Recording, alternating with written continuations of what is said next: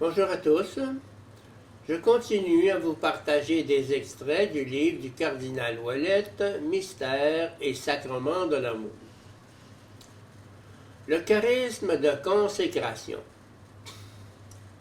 Les époux chrétiens, en vertu du sacrement de mariage par lequel ils expriment, en y participant, le mystère d'unité et d'amour fécond entre le Christ et l'Église, voir Éphésiens 5,32, s'aident réciproquement afin de parvenir à la sainteté dans la vie conjugale, comme dans l'acceptation et l'éducation des enfants.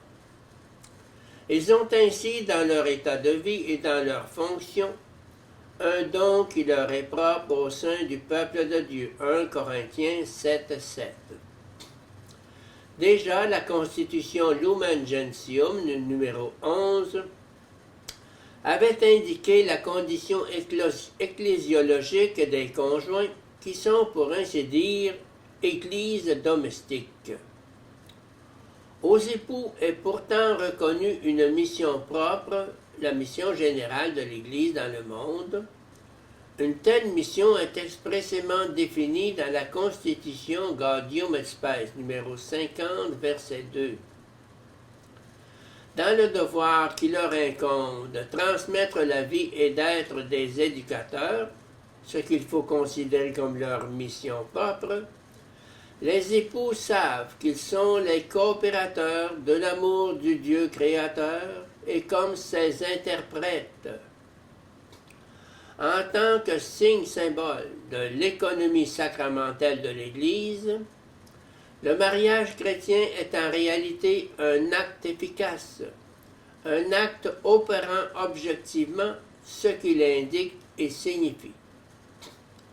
Ce qu'il indique et signifie est participation au mystère d'alliance qui lie de façon surnaturelle et indissoluble le Christ à l'Église et l'Église au Christ.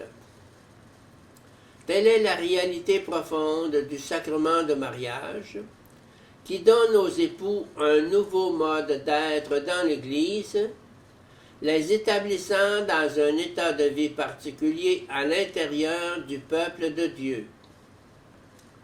À partir de l'échange des consentements, la relation Christ-Église devient pour eux un modèle structurant de leur condition ecclésiale grâce à un don sacramentel propre.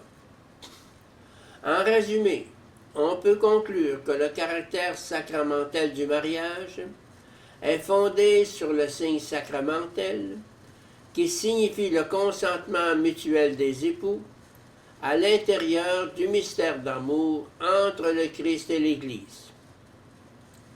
Leur consentement étant accueilli par le Christ et béni par lui avec un don particulier de l'Esprit Saint, les époux sont assumés et consacrés dans l'amour du Christ pour devenir, en tant que couple, un signe efficace du don du Christ pour l'Église.